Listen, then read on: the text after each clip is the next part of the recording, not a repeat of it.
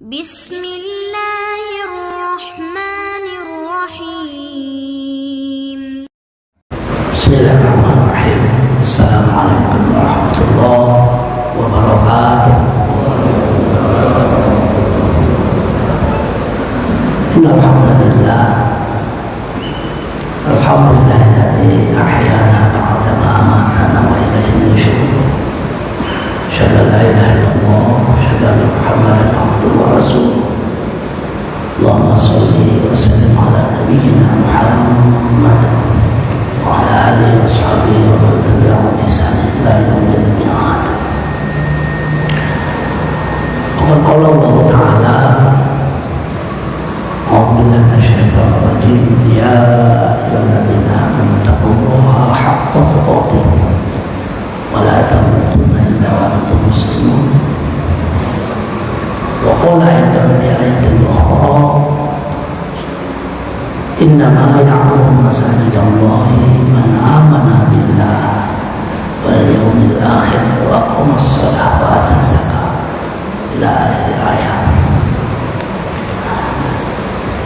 Jamaah seluruh masjid syuhada rahimani wa rahimakumullah, wabil khusus disampaikan penghormatan kepada Ketua Masjid Syuhada beserta seluruh pengurus dan para jemaah sekalian rahimani wa rahimakumullah. Pertama, kami mohon maaf kepada para jemaah sekalian. Kami duduknya sedikit agak lebih tinggi, jadi sekali lagi kami mohon maaf yang sebesar-besarnya. Yang kedua, saya atas nama pribadi menyampaikan ucapan terima kasih jazakumullah kepada penyelenggara yang telah memberi kesempatan kepada kami untuk kita sama-sama sharing, kita sama-sama ngaji,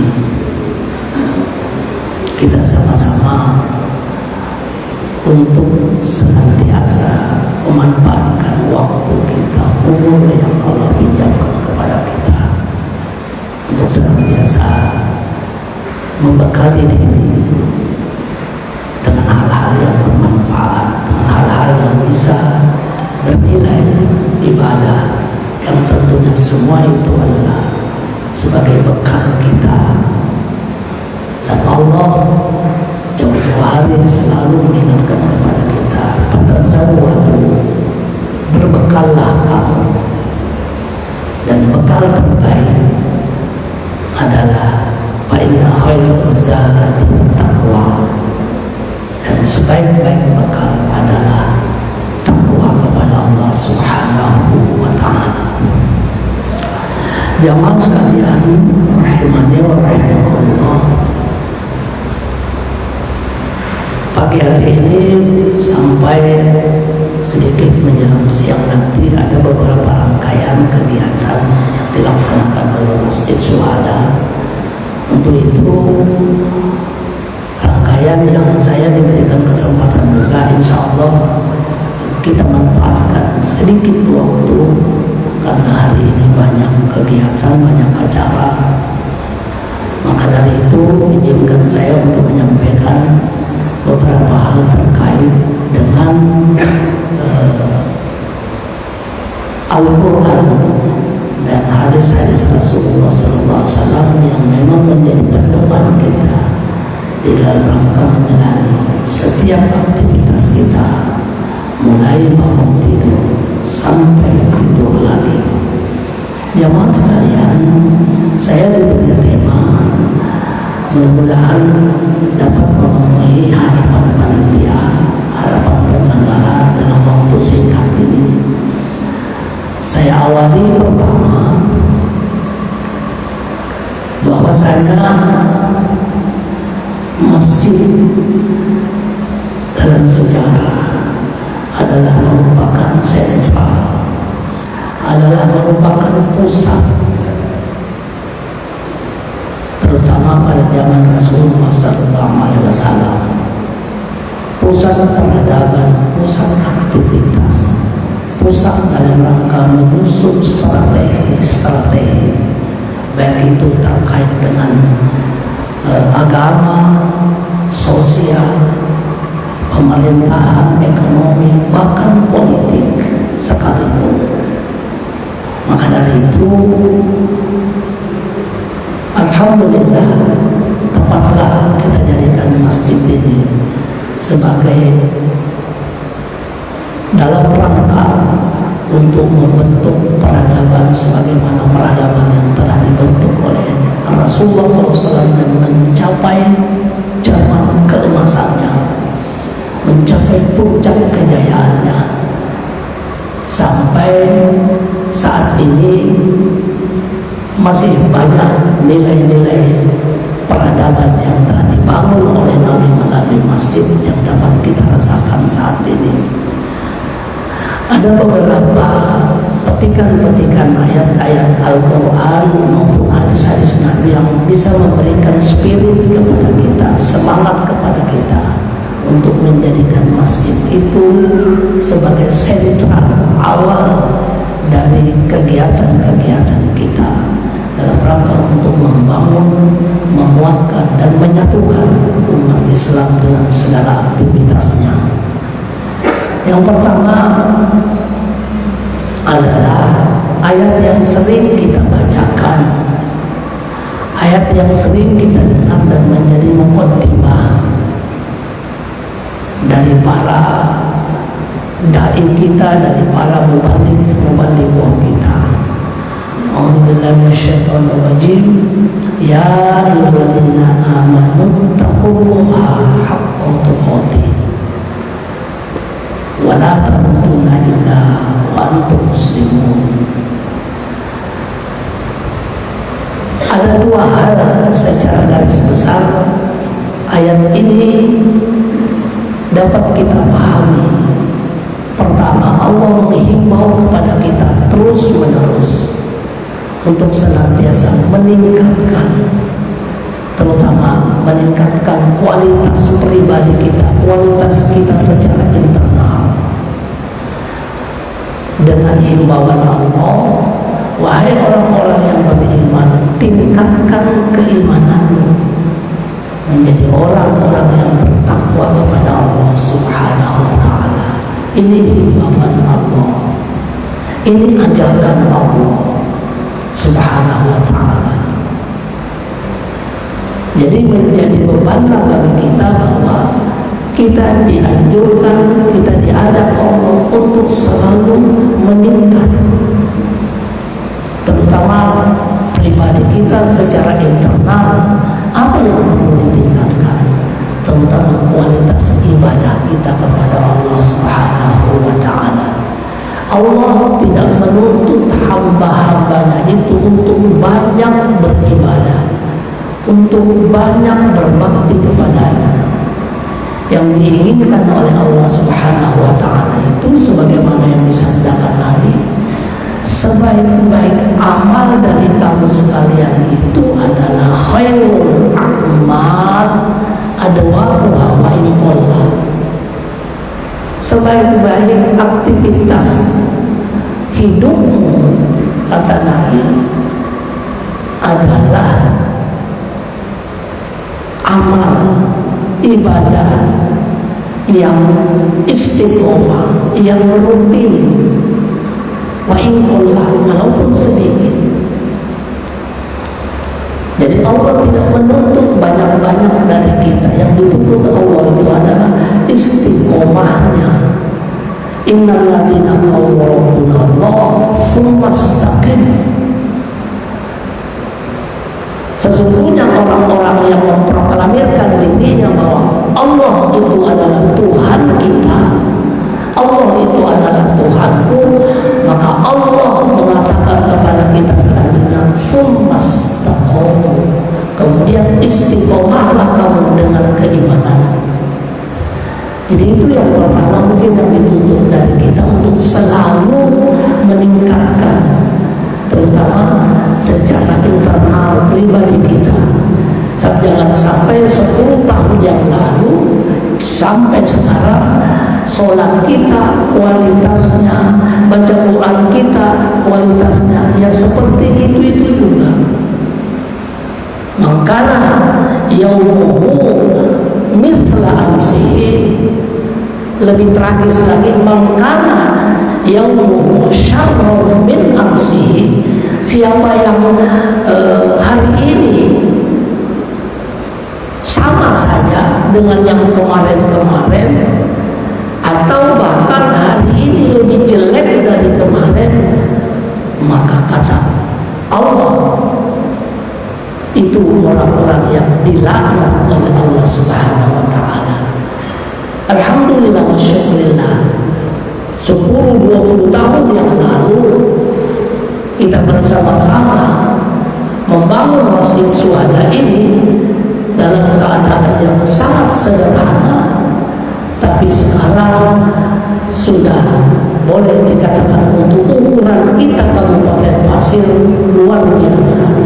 Ini salah satu yang dimaksud Allah. Ya ayyuhalladzina amanu taqullah, wahai orang-orang yang beriman, tingkatkan terus kualitas kamu, tingkatkan terus kuantitas kamu. Ini mungkin yang pertama terkait dengan bagaimana menjadikan masjid kita ini sebagai pusat sentral untuk kita bisa bangkit baik secara internal pribadi maupun secara sosial.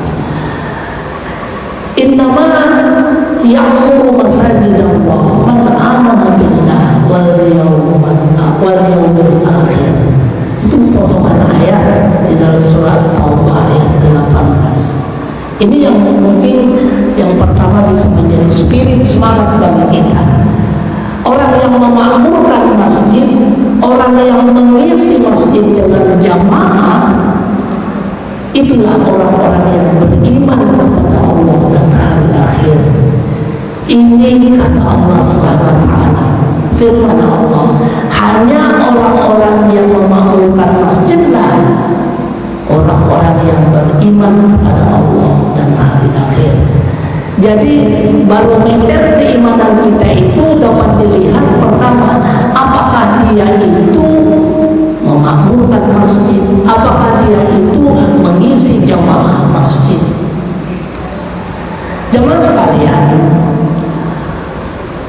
ada beberapa hadis-hadis Nabi juga yang bisa memberikan semangat kepada kita untuk memakmurkan masjid.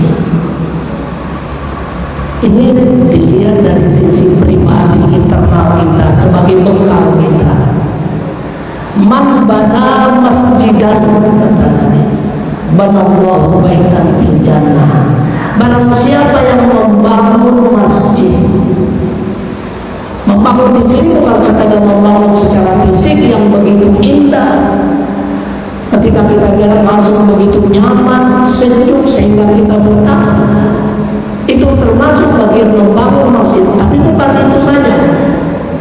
Tapi ada yang lebih penting lagi yang dimaksud dengan membangun masjid adalah membangun jamaah.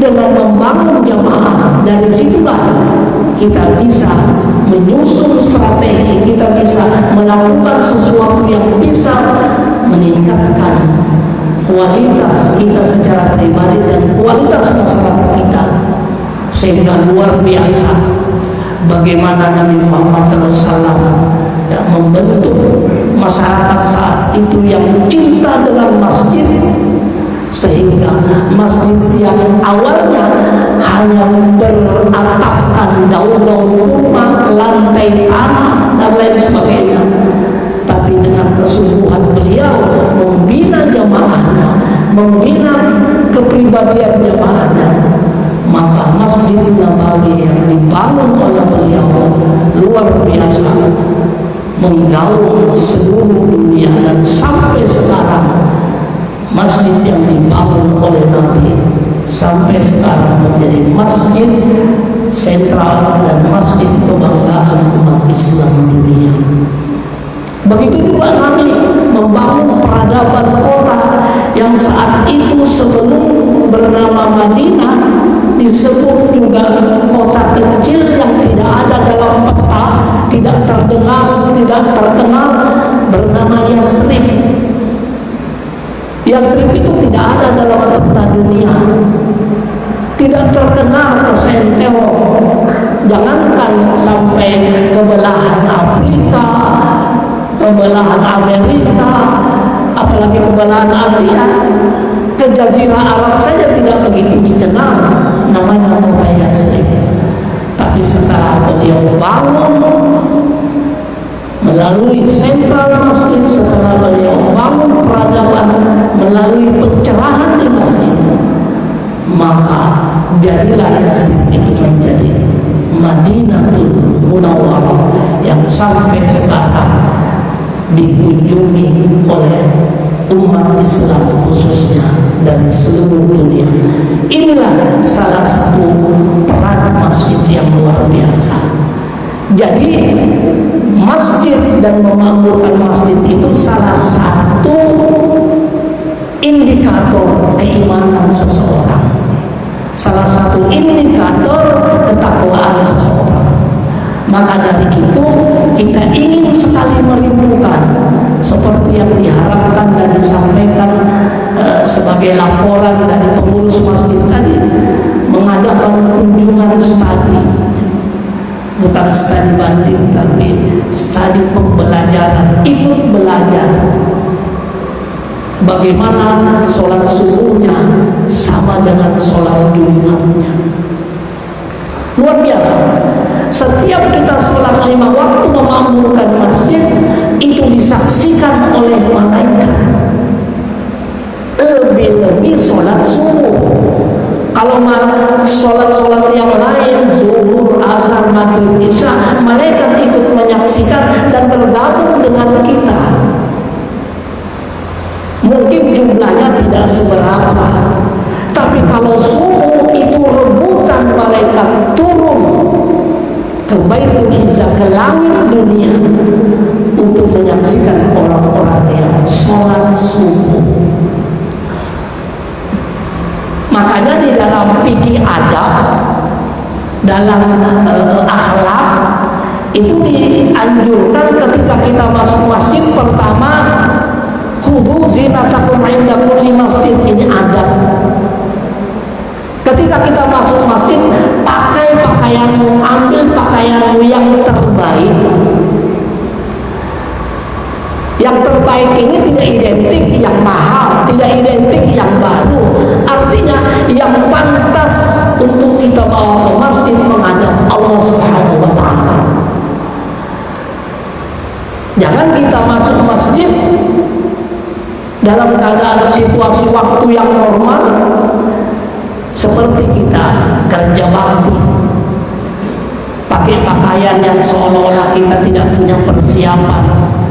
Beberapa waktu yang lalu, beberapa tahun yang lalu pernah ketika kita masuk masjid, ada orang yang sholat pakai kaos oblong, berdiri di belakang imam lagi.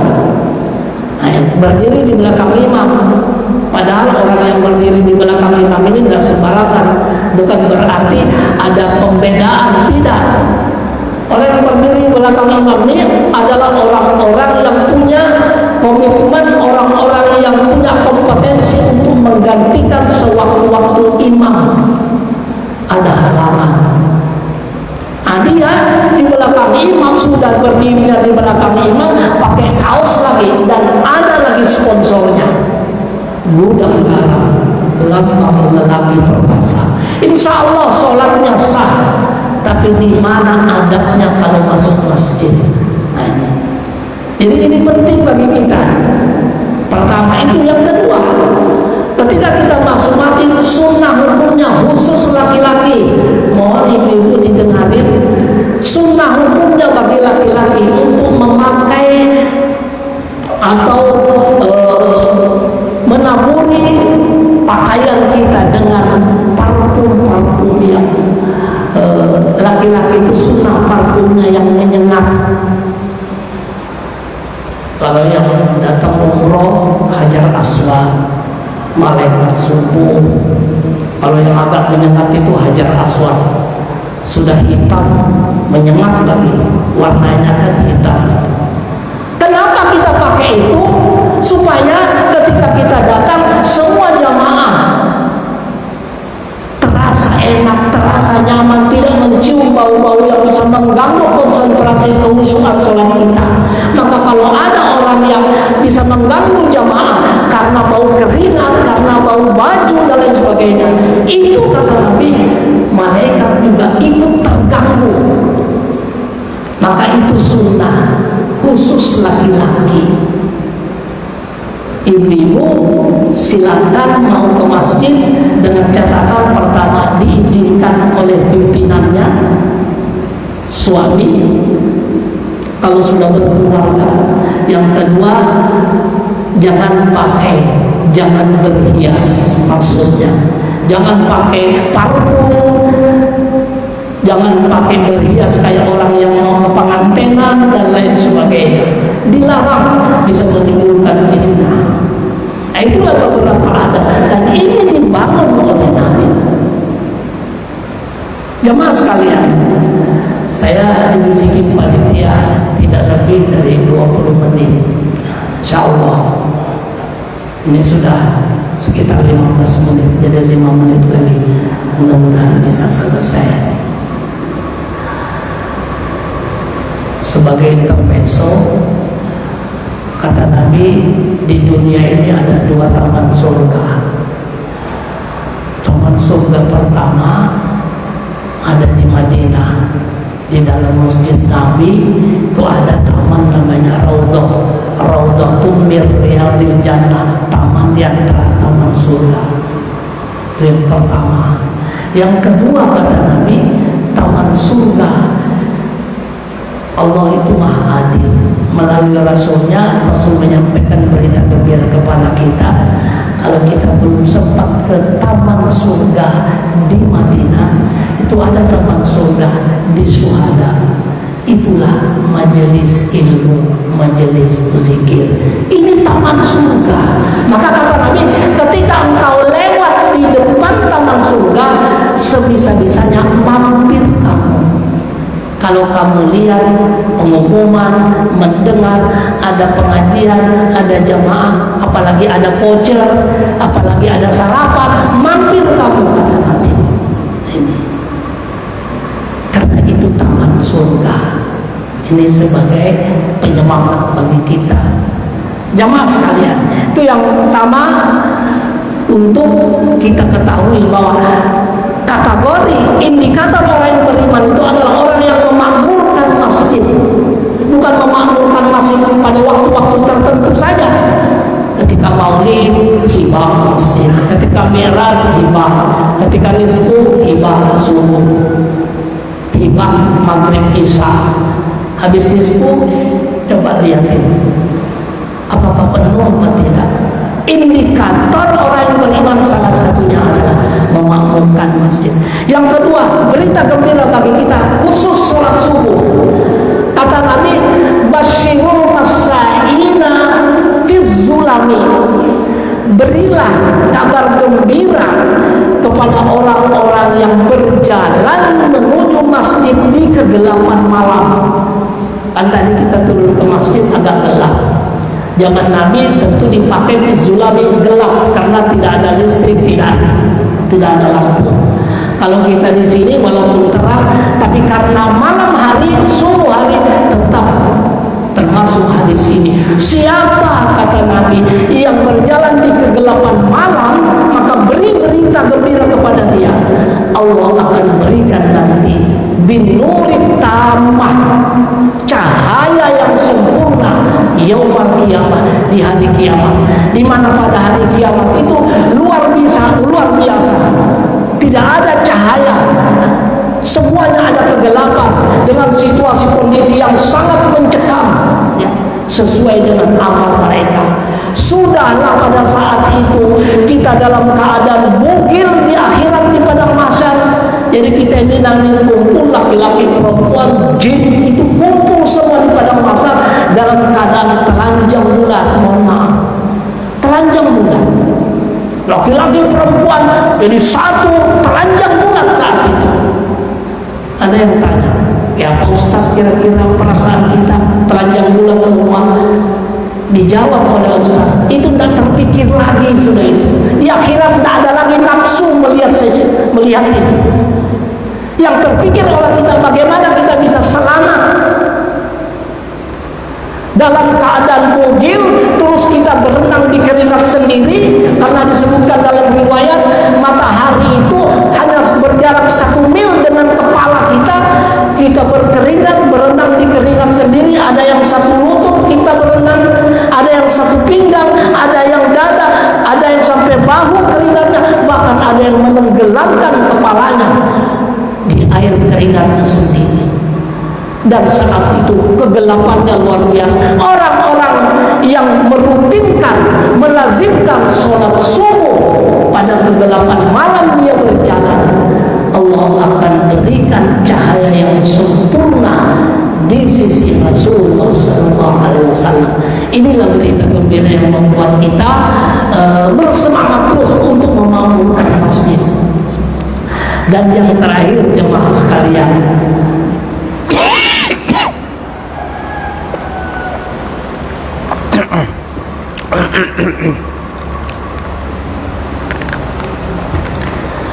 bahwasanya sebagaimana kita ketahui, masjid adalah pusat aktivitas umat Islam, apapun aktivitasnya, terutama sesuai dengan tema penyelenggaraan kegiatan kita hari ini.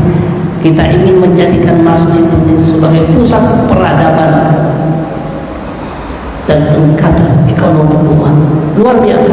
Mudah-mudahan ini bisa kita laksanakan sebaik-baiknya dengan memanfaatkan masjid sebagai sentra. Tapi yang paling penting bagi kita adalah makmurkan masjid dengan jamaah, karena dengan jamaah ini Allah pasti akan menurunkan barokahnya. Contoh sederhana, Madinah dan Makkah itu luar biasa. Terlepas bagaimana cara melaksanakannya, tapi yang jelas ketika dikumandangkan hayya 'alas shalah, semua aktivitas tidak ada yang dilakukan, semua aktivitas ditinggalkan. Yang jualan tokonya tutup, yang mau belanja stop dulu. Karena apa? Kalau yang jualan toko tutup sebab tidak ada yang beli. Kalau yang mau beli, dia juga tidak melaksanakan jual belinya. Karena apa? Tidak ada yang jualan. Yang jualan tidak ada membuka tokonya. Karena apa? Tidak ada yang beli. Karena apa? Semua terfokus ke masjid. Inilah salah satu contoh utama. Kita menginginkan, kita merindukan kita semua untuk mengisi masjid ini, bukan sekadar subuh, bukan sekadar seminggu sekali karena ada sarapan dan lain sebagainya, tapi jadikan masjid ini sebagai sentra utama untuk menyusun strategi apapun. Sebab apa? Persatuan yang murni, persatuan yang ikhlas itu hanya ada di masjid, hanya ada di jamaah masjid. Ketika kita berjamaah, semua ada, segala profesi, segala mazhab ada di jamaah, semuanya bersatu. Tapi kalau persatuan dibentuk oleh lembaga lain, kita tidak menjamin. Tapi kalau dibentuk oleh masjid, insya Allah maka persatuan itu akan langgeng. Dan dengan persatuan inilah kita bisa menyusun strategi untuk membangun hal-hal yang bisa memberikan peradaban terbaik untuk kita di masa depan. Jemaah sekalian, yang terakhir yang ingin kami sampaikan adalah insya Allah dalam beberapa waktu lagi, mungkin sekitar kurang lebih 2 minggu lagi, kita akan kedatangan tamu. Atakum Ramadan sayyidus syuhur, marhaban bihi wa ahla. Itulah sikap kita pertama ketika menyambut bulan Ramadan. Telah datang atau akan datang kepadamu tamu agung. Tamu agung itu yang mengatakan Allah, bukan manusia. Kalau tamu mau datang dan tamunya itu manusia, dan yang mengatakan itu agung itu hanya manusia, kita sambut sedemikian rupa.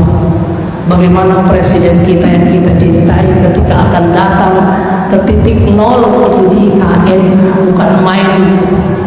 Beliau disambut tidak kurang dari 2.000 pasukan dari segala angkatan, bersiap-siap menjaga dari segala kemungkinan. Masya Allah, fasilitas luar biasa, kemah beliau luar biasa. Saya membayangkan kata-kata berkemah itu kayak pramuka, seadanya dan lain sebagainya. Kiri kanan masih banyak rumput, sekalinya beliau berkemah luar biasa. Di sana ada AC, di sana macam-macam. Berkemah bermalam di penginapan, kira-kira begitu. Tapi kita doakan beliau supaya mudah-mudahan beliau bisa sukses ya, menjadikan IKN yang mudah-mudahan ada imbasnya juga di Kalimantan Timur nanti. Kita berharap. Jadi pertama itu, tamu agung kayak presiden saja luar biasa sambutannya, apalagi tamu agung yang Allah sendiri mengatakan Ramadan adalah sayyidus syuhur, penghulunya segala bulan. Maka kata Nabi, pamarhaban bihi wa ahla, ucapkanlah selamat datang, bertahniahlah kita. Mungkin kita wujudkan dengan situasi beda di luar bulan Ramadan dengan di dalam bulan Ramadan. Ada situasi beda. Mungkin masjid-masjid dibersihkan, mungkin masjid diperindah, ada spanduk-spanduk dan sebagainya. Khususnya ibu-ibu, jangan Ramadan sudah mau pergi baru bersih-bersih, baru korden diganti, kursi diganti. Tamu sudah mau pergi baru bersih-bersih. Mestinya sekarang ini kalau mau ganti kursi, ganti sekarang. Kalau mau ganti korden, bersihkan sekarang. Supaya malaikat itu enak juga masuk. Malaikat rahmat.